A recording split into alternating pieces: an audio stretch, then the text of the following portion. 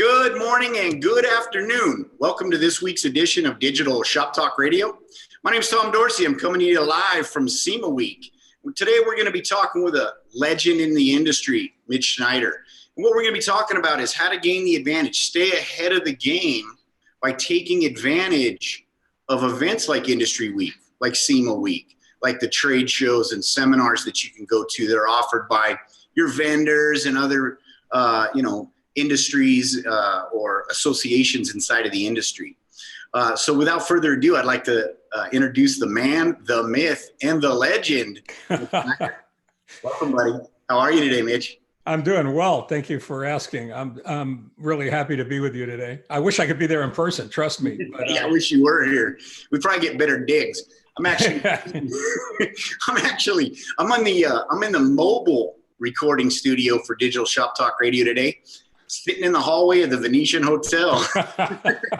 Could be worse. You could be on a gondola. Yeah. Well, actually, that would probably pretty awesome. Yeah. So Mitch, let's talk about it, buddy. You've seen all the changes, right? I mean, you've been in this business. You've literally wrote the book. Talking about that because you got a new book out called Misfire. Tell us a little bit about that.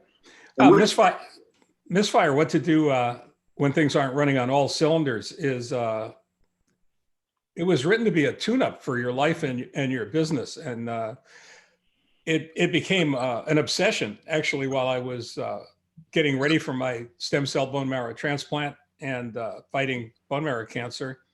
And then subsequently, as now I'm going through my recovery, because I wanted to share all of the things I'd learned and some of them very hard fought lessons with the industry, and to let people know that there's a path, there's a better way, there's a different way, another way. It doesn't always have to be muscling your way out through it.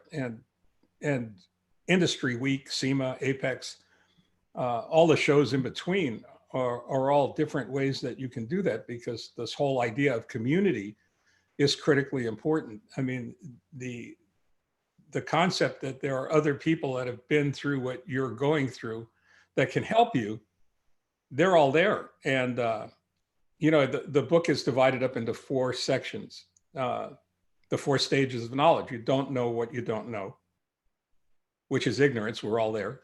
We've all been there. The second section is you know what you don't know, which is the beginning of wisdom. The third section, my personal favorite, is you don't know what you know, because you've hung out long enough to see what's going on and you know stuff that you didn't know you knew, and you're able to do things that you didn't think you could do. And then the fourth stage, of course, is confidence, when you know what you know. And when you go to a show and you meet other shop owners, some of whom have started their journey earlier than you have, you meet people that know what you don't know. And by developing relationships and sitting down, having coffee, it's amazing how generous most of the people that you'll meet at a show like SEMA or Apex or during Industry Week are with their knowledge, and how willing they are to share it. So the book was a big part of that, and to let people know that there's information out there, tools out there that you can use to tune up your business and your life that will help you in countless ways. And I think that's important. And the most important thing to bring to a show like that is curiosity. Yeah. I think that's what separates. That's almost the hardest one to bring out, right? Is because, I see this all the time. You see they kind of lurk in the background, right? They don't want to get engaged in the conversation. They're kind of trying to hear what's going on, but they don't just get up there. So they're curious, but how do you get over that? Because, you only have so much time at one of these events. And, I've known you, I think about 7 or 8 years now, Mitch. And I'll tell you one thing that I know about you is that you're always looking to give back and help other people. And it's almost like you're there ready to help. And here's people who need the help, but they just don't, ask that question. They just don't step up and say hi. Well, you know what the problem is, Tom? The problem is that we're all 5 years old in kindergarten, and we're all that little boy or little girl that raised their hand and then got laughed at when the answer that you gave which made perfect sense to you. It didn't make sense to anybody else. And after that moment, you're really reticent. You're up tied in a knot. You don't want to do that. Once you get over that, and there are two. I did seminars for a lot of years, and one thing I realized that there were two different types of people that came to the seminar. Either their business was on death's door, and they had nothing else to lose, so it was a what the hell, and or they were curious about getting that extra point, that extra quarter of a point, what they could do, what they could learn. And I think that once we learn to master the fear of seeming foolish and asking for help, the help is out there. There are countless shop owners that would be thrilled to death to have somebody to help, not make the same mistakes that they made. Yeah, and it's exactly that, right? It's just get out there and ask the question and get engaged, right? And there is no dumb question, because I see it all the time, right? Is that a guy works all day in the shop and then shows up to an after hours meeting and is there until 10 o'clock at night, and then is willing to take phone calls the next day. I mean, you just have to ask. You just have to put yourself in the situation, show up, right? Get the ticket, book the flight, whatever you have to do, show up. And now that you're there, ask the questions, get engaged. I've known shop owners that actually paid for other shop owners to go to events like that, so that the money wasn't an issue. And their basic premise was, if you make money based on what you've learned, pay me back. If you think it was a waste of time, forget about it. There's a certain element of self-selection that goes into going to a show like that. The people that show up at a show like SEMA or AAIW, Apex, are people that have gotten past that fear of foolishness. They're there to learn. They're there to grow. They're there to make contacts, to make connections, to network. The hard part is getting that second and third level of shop owners that are out there to get past that fear, the fear of foolishness or seeming foolish. And one thing that I've recognized is that most shop owners understand that if you're there, you've already made the decision to learn and grow and improve yourself. And the book, the basic storyline of the book tells that story of somebody who's having problems in their life and in their business and finally makes the decision to get help. And the story's all about the help he gets. Yeah, and that's a great point, right? It's because if you spend all the time and you're there, you might as well drink it all in, right? You have to drink it all in. So what would you say? People come to the shows and there's vendors out there, and it's funny because it almost seems like people, a lot of times you try to avoid the vendors. I don't want to be sold anything, but then there's all these strong breakouts. There's, networking events, receptions and things like that. In your opinion, what would you say, like if I was going to put a priority list together, what would be at the top of my list and what would be at the bottom of that list? That's hard. Networking is critically important. I don't need an industry event to go to up to the counter and ask for a drink. I want to find smart people that are willing to share what they've learned and what they know, who have no problem sharing their successes and their failures with other people. So I think that's what's really important. You find most of those people at classes, seminars, breakouts, workshops. And once my experience has been, and I'm sure you've seen this yourself, is that once that first person tentatively raises their hand and says, I'm having a problem with this, and everybody just starts, say, well, I had that problem and this is what I did. And somebody else will say, well, yeah, I had a similar problem that didn't work for me, but I tried this. And I think that's where the real knowledge takes place. And I would suggest that the knowledge transfer takes place when email addresses and phone numbers get exchanged, so that when you're outside the chaos of the show, when you're outside the tumult of everything that's going on around you, you have that moment in the morning before you go ahead and actually open the door. You can get on the telephone, or you can, type out a quick text or email. Yeah, and then go ahead and do the follow-up. So that's a great point, right? That's really where it begins. When you've given out that cell phone or you've received that cell phone, and now you have a connection, right? Now you have an ally, right? And then use it. You know, once you get home and you have questions about things that you discussed, is use that phone and connect. Even if it's over text or Facebook to begin with, just start building those relationships. And, you know, you hit on something that was really brilliant. I do a lot of presentations, right? And I get up there and everybody's just sitting there. And like you said, nobody wants to raise their hand. Be the instigator. You know why? Because just like Mitch said, the conversation is going to start one way or the other.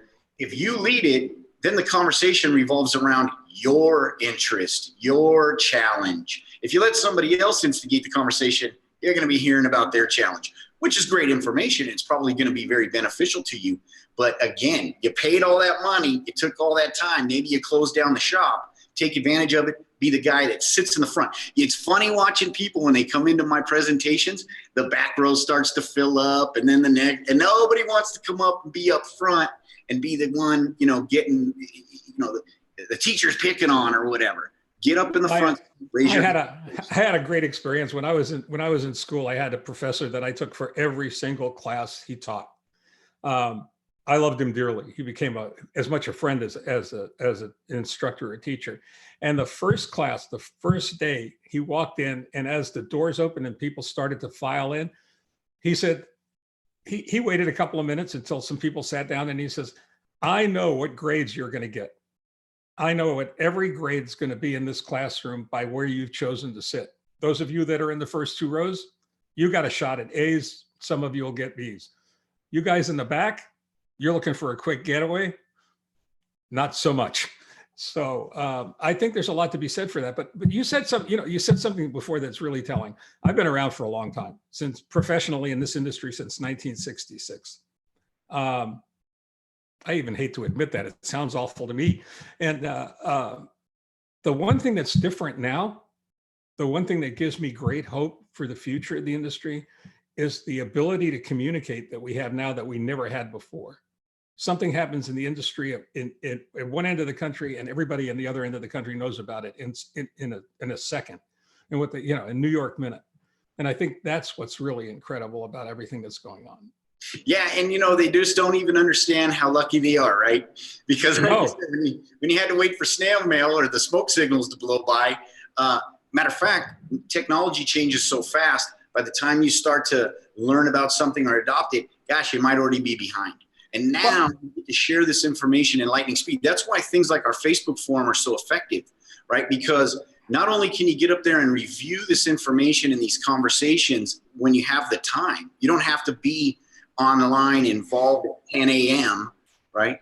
You can review that information, pick what's important to you, research that information, and then decide to join the conversation or not. Continue to lurk until something piques your curiosity. But it's available to you. And there's so many platforms out there like the Facebook forum and other industry-specific forums. Sign up for them all. That's it. And you know how unselfish and how generous shop owners are, because when somebody posts a problem or a question, the answers start flowing in almost instantly. And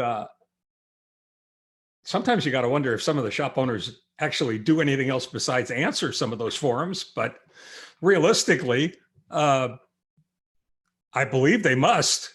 Well, those are the guys like you, man. They got it down. They have time to engage, write books, things like that. Well, the book was an adventure. That's for sure. I really credit Misfire with helping me survive the transplant experience, dealing with cancer and now recovery. The lessons that I put in the book are lessons that I used myself as I sort of walked through that minefield. Yeah, living proof right there. Living proof, brother. That's it.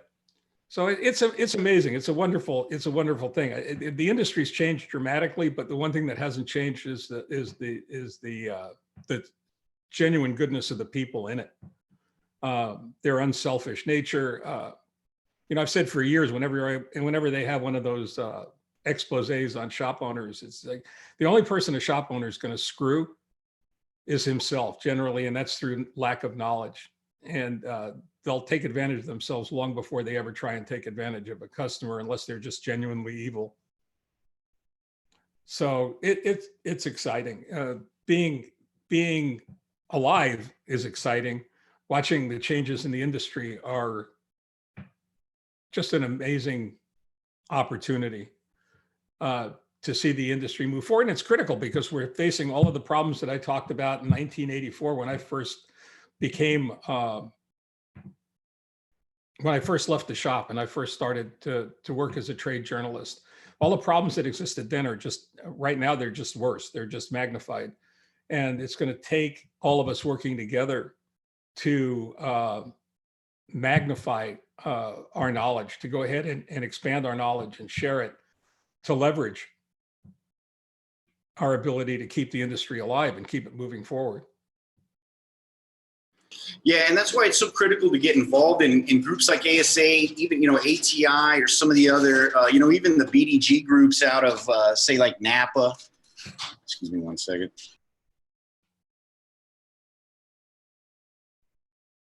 That's great. Sorry about that, guys. I'm just, like I said, I'm set up in the hall, so I'm kind of in the way, but we're making it work. But no, it is critical, right? Is you have to get involved in those types of associations. Sign up, join. Doesn't mean that, you got to get out there every Sunday and, it's going to overwhelm you. Matter of fact, get in, kind of get your feet wet. And then when you have more time, as you take this information and all of this great wisdom that all these other shop owners are sharing with you, then guess what happens? Your business starts to improve. When your business improves, well, you find more free time on your hands, and then you can get more involved. But you know what happens? You've already been a member. You already know the folks. You already know what to expect. You probably already have ideas on how to improve. And then you can get deeper involved. And it's just it's giving back, right? You're going to benefit and then give back, just like Mitch has been doing for, at least 30 years out there, really participating on the road, writing the books, getting into the seminars, giving the breakouts, and really just sharing that wisdom and knowledge with other folks, especially the green ones, that want to be like Mitch and then put them on the right path. Well, first of all, thank you. Those very kind of you to say that. But I think that every shop owner that's had the benefit of some other shop owner sharing their knowledge, experience, and ability with them has a responsibility to take what they've learned and then share it with someone else. One of the most critical things that we have to be aware of is that a lot of shop owners need to be exposed to these ideas, to be exposed to the concept or the notion that there's help out there. They have to be exposed to it before they form an interest, before they're aware, so that they can form an interest, so that they can have the desire, so that they can take action. And I think that's where it starts. Is it how do you get, because no man's an island, right? And if you have an issue, guaranteed that it's not unique to you. Right? If you're up against a challenge right now in your operation, if you're up against a challenge in your town or your demographic, I hear it all the time. My shop's different. My shop's different. It ain't. I used to tell people, I said, do you read my column? And they'd say, yeah. I said, did you find it interesting? Yeah. I said, could you relate to it? Yeah. I said, everything isn't different. Everything's the same. Exactly. And so what does that mean? Well, that means if you have that challenge, a whole bunch of other people have that challenge and can learn alongside of you. And there's probably folks out there that have had that challenge and already solved it. And they can help you to solve it a lot faster than, School of Hard Knocks or trial and error. Yeah. It's not like you're trying to become a rock star. And the only way to do that is to suffer. You got to suffer in order to be successful. I don't believe that. I think you got to be smart to be successful. And hopefully not make the same mistakes that everybody else that's preceded you have made, and we've all made them. Walking on the water is easy once you know where the rocks are. I mean, it's not a big problem. You don't get wet anymore, but you get wet an awful lot while you figure out where those rocks are. Yeah, that's for sure. Yeah, that's right. Yeah, you're not inventing anything new, right? Unless, of course, you're with a company like AutoVitals and you just let us invent it and you have to implement the new stuff, because we do, want you to be innovative in your thinking, and we want you to be a creative problem solver. But I'll tell you what, nobody was born with all the answers. The way those creative problem solvers and those innovators come to that idea is they go to events like this, they get involved like what Mitch has been telling you, and they get out there and they get engaged and they hear one side and this side and that side, and then you start to think of yourself, how does that affect you? How would that implementation affect you? And how would you do it better? And if you're willing to vocalize that, just share it. You don't even have to say it. Write it down and submit it. And it gets people thinking. And then you know what happens? Somebody who has a different perspective than you might come up with that epiphany, right? That solution. And then you read it as a result of that conversation that you established. And now you've just saved yourself tons of time and effort and money and headache and worry, and you're moving forward. Well, we were doing paper inspections. It had 17 different inspection sheets that we were using on a regular basis. Started doing that in the early 80s, right? The concept of a digital inspection was mind-blowing. It's a game changer. It changed everything dramatically and almost instantly. The ability to go ahead and communicate with your client through images, digital images. You don't have to, don't tell me you don't have a leak. There it is. You can see it. Don't tell me this is not broken. There it is. You can see it. And forget about the marketing aspects, and forget about being able to go ahead and build sales with that. Just from a purely CYA perspective, just in order to go ahead and protect the shop. The secret of running a shop is fix the car, right? Get paid, protect the shop. Those things are three critical things that all shop owners should be aware of all the time. And when you start taking digital images and you do a walk around on the vehicle before you do that, you're protecting yourself and you're protecting your client from, hidden lurking dangers that they're not even aware of. Yeah, no, that's a great point. Because that's what happens, right? You can't fight the technology. You can't fight society.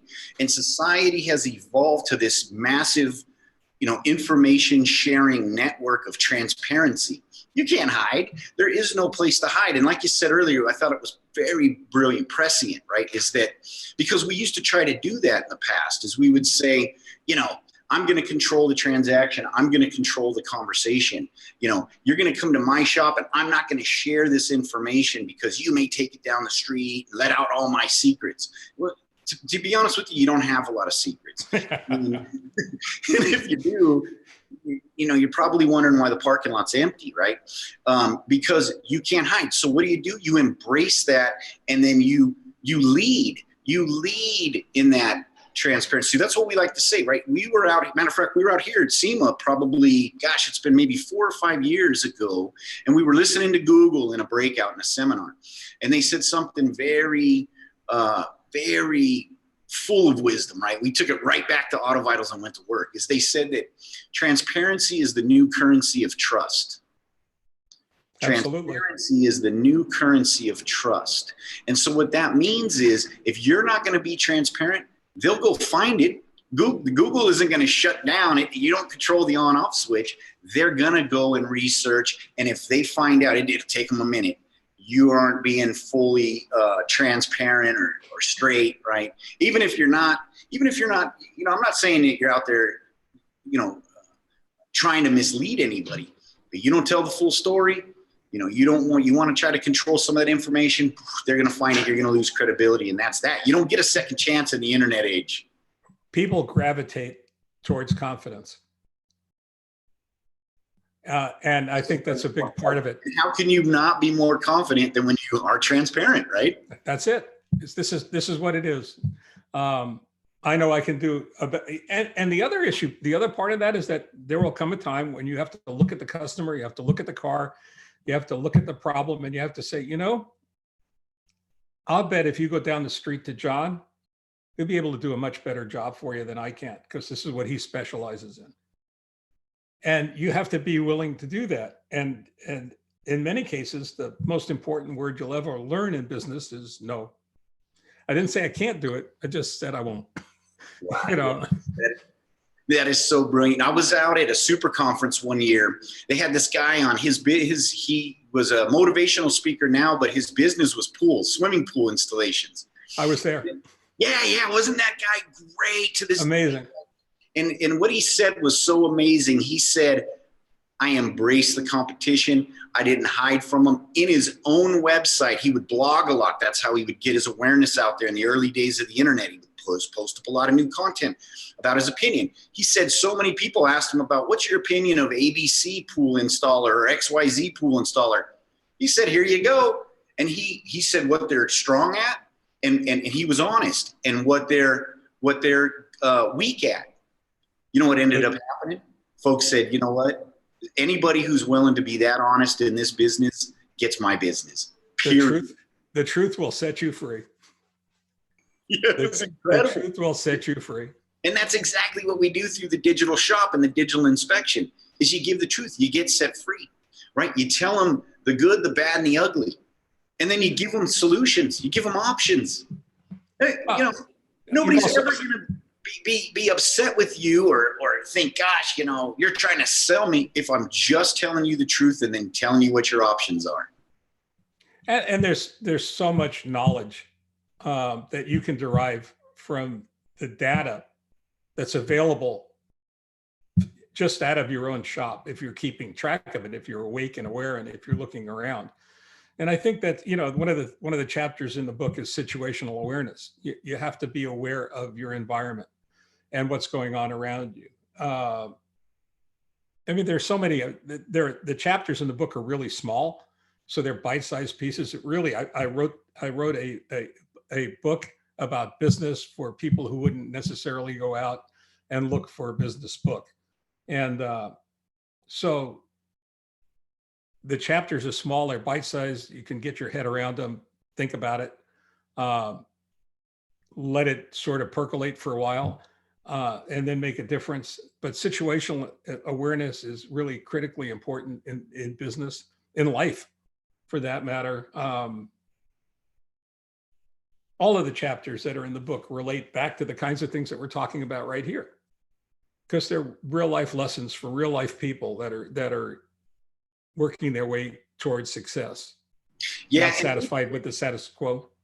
Yeah, exactly. And I would say one of the fastest ways to get that situational awareness is to do exactly what we've been talking about, is get involved and come out to these events like SEMA Week and Napa Expo and Vision and all the fantastic opportunities you got. Join your local chapters, join the ASCCA, join ASA, join the, if you're Napa Auto Care, join a BDG group. Because you're not going to get, the wind blows in Kansas City, the wind blows in Simi Valley.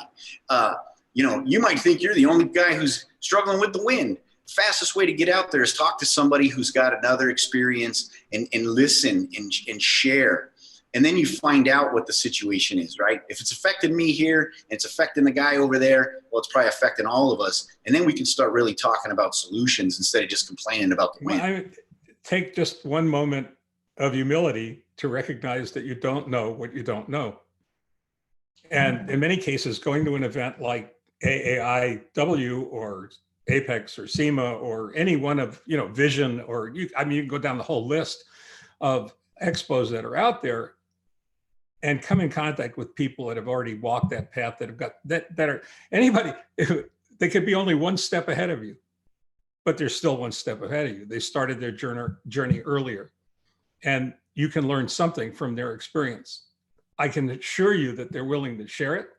Almost all of them are. You have to be willing to accept it. It's a really, that's a great point. Priceless gift. That's a great point, right? And it's free.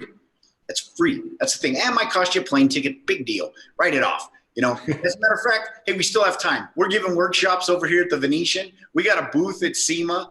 Get in your car right now and drive over here and see us. Or get in your car, or you know what? Just send an email or friend Mitch on LinkedIn or Facebook or any of these other industry guys that you really, have been hearing about or look up to or, want to know more about. Just get out there and friend them. Start there. The people that you're going to meet at a show like that have achieved the highest level of consciousness, the highest level of awareness, because they're self-actualizing. They recognize what's at a place like that and they've made the effort, energy, cost to be there. So they've already bought in. It's the rest of the industry that we got to drag along kicking and screaming. Yeah. Well, and so, and if you don't have time to get over to SEMA this week, we've got the Digital Shop Conference coming up in January. It's going to be in Marina Del Rey, California. Dustin will tell you, put a link in there into the comments about how to register for that or learn more about our Digital Shop Conference. All the breakouts are done by shop owners and shop operators. And so it's just right from the horse's mouth. It's exactly what we've been talking about is guys that figured something out and want to share and help other people. So take advantage of that. And also, Mitch, where can we get your book? Okay, if you go to my website, misfirebook.com, there's a link there that says on sale now. And you can drop in there. You can pick up a digital copy, or you can pick up a hard copy, paperback copy. And hopefully in the very near future, we'll be talking to you about audiobook. Oh, good deal. Yeah, that'll be great. Maybe get it on Audible or something like that, Kindle, and then you can listen to it in the car. Actually, you can listen to it while you're under the hood too. So far, I wouldn't recommend that. I wouldn't recommend that. It's written too well. You'll get distracted and then they'll be calling you Lefty. Yeah, we don't want that. No, we don't want that. Dustin, why don't you go ahead and post up a link if you can in the comments section for Mitch, and so it can direct people. And then also how to get a hold of Mitch if you want to connect with him on Facebook or LinkedIn. Is it okay, Mitch, if we post up some? Absolutely. And you can reach me at mitch@misfirebook.com. Well, that makes it real easy. Well, good. Hopefully your inbox is filling up right now, Mitch. Hopefully those people are getting out there taking advantage of all of that wisdom that you've put into that book. And we just really want to thank you for coming on the show and sharing that information with us. And, we really look forward to seeing what's next, man. You are out there making it happen, blazing that trail, Are you coming to Digital Shop Conference? As long as the doctor says I can be out in the crowd. Right now, I have no immune system. That's why I'm not there. No. That's why I'm not in Vegas.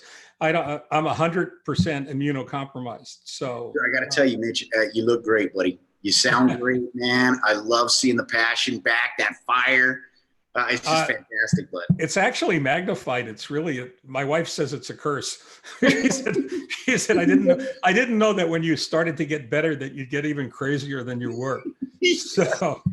Oh, it's great, man. What a second. You said it's a gift, man. Second chance. Grab it with both hands, buddy. That's it. Love you, Mitch. I'm really happy you came on, man. I'm really glad that we got to talk with you and get to share that information. And like I said, really looking forward. I can't wait to have you back on and get us a follow-up and hear more about how, that success is being multiplied.